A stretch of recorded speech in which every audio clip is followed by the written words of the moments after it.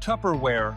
The brand name became so iconic that people still call any plastic food container Tupperware even if it's not. Earl Tupper invented the revolutionary burping seal that changed food storage forever. At its peak, this company was worth billions. Today, the stock price crashed from $95 a share to $1. Sales are down by nearly half compared to a decade ago. So what happened to one of the most recognizable brands in America, and how could product licensing have saved it? Earl Tupper was a genius inventor. He created plastic food storage containers with an airtight seal that actually worked. He patented that seal. The product was revolutionary. In the 1940s and 50s, this changed how families stored food. It was a brilliant innovation at exactly the right time.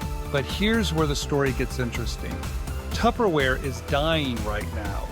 Not because the product stopped working, not because people don't need food storage, but because they refused to adapt. And more importantly, they didn't leverage their massive brand power through licensing. When you have a brand this well known, you have options, massive options.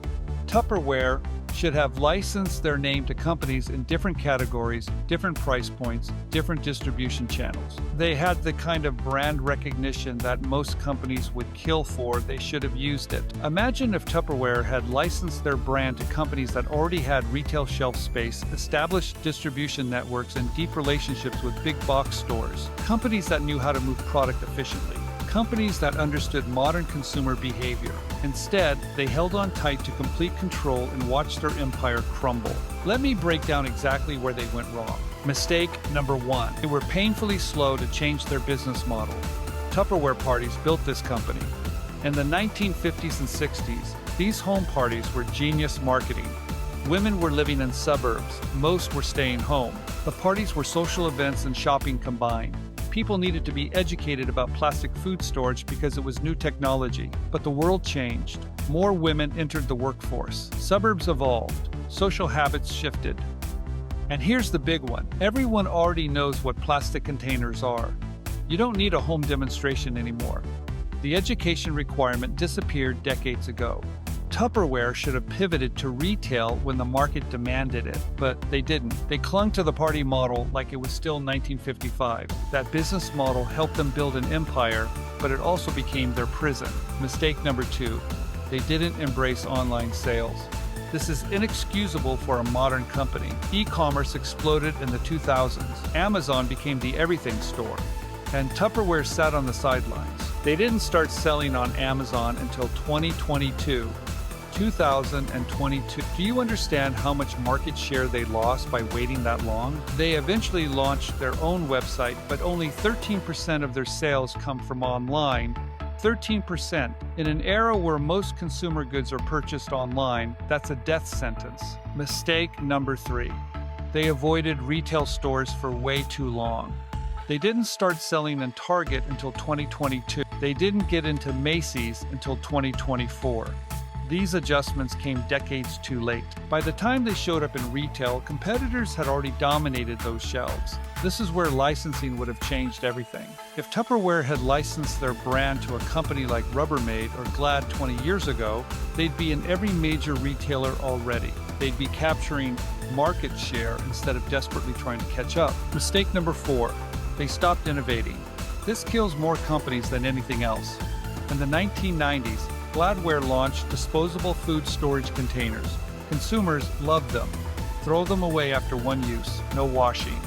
No storing empty containers. Perfect for busy families. Rubbermaid jumped in with cheaper alternatives at multiple price points. Suddenly, Tupperware was competing on price and losing.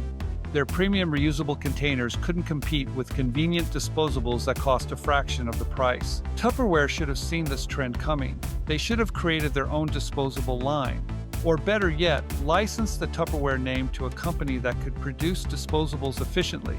Capture both markets, premium reusables and budget disposables. Instead, they watch competitors steal massive market share. Mistake number 5, no line extensions. This is licensing 101. When you have a powerful brand, you extend it into adjacent categories. Tupperware could have licensed their name for kitchen gadgets, lunch boxes, water bottles, meal prep containers, pantry organization, refrigerator storage systems. The possibilities were endless. Every single one of those categories could have generated royalty income with zero manufacturing risk. But they didn't do it. They stayed narrowly focused on their original product while their brand value evaporated. Mistake number 6. They didn't protect their brand name properly. When people call any plastic container Tupperware regardless of the actual brand, that's a trademark problem. It means your brand became generic. That's valuable equity slipping away. A good licensing partner would have helped them maintain brand distinction while expanding into new markets. Mistake number 7. They diversified into completely wrong categories. I see inventors do this all the time. They get bored with their core business and start chasing shiny objects in completely different industries.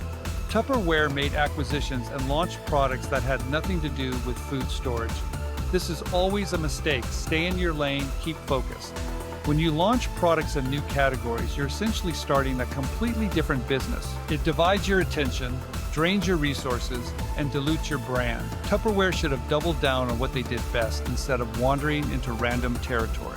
Here's what they should have done using the licensing model I teach.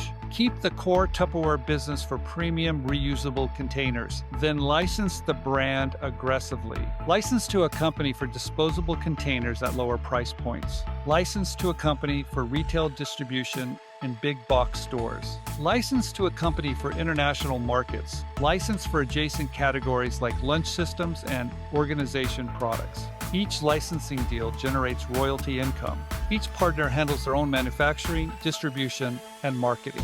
Tupperware maintains quality control and brand standards, but doesn't carry all the risk and expense. This is how you leverage a powerful brand without overextending yourself. The Tupperware story isn't about a bad product. It's about a company that refused to evolve with consumer behavior. They didn't respond to market trends.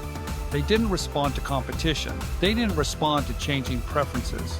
They just kept doing what worked in 1955 and expected it to work in 2025.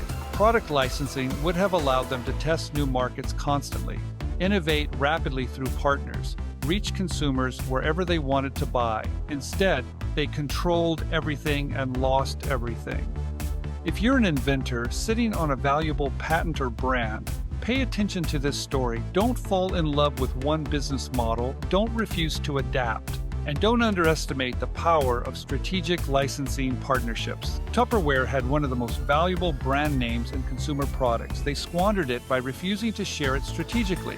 The decline of Tupperware is a licensing lesson disguised as a business failure. It shows exactly why inventors need to think beyond just making and selling their own products. Sometimes the smartest move is letting other companies help you win. Drop a comment and tell me what other iconic brand failures you want me to analyze. Hit follow if you want to learn how to protect your inventions and leverage them correctly. And share this with any inventor who thinks they need to control every aspect of their business.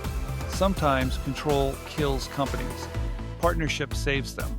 Okay, you've got a great product idea and you're not quite sure what to do. Or maybe you've got inventory in your garage because you were selling your product on Amazon and you don't want to continue doing it, but you want someone to help you license your idea to a company to bring it to market for you. We have a new program that's called Gateway, where we do all the work for you. We'll find the right companies and the right people to make sure your product is pitched correctly to get the licensing deal. This new program is called Gateway. If you're interested, please check it out.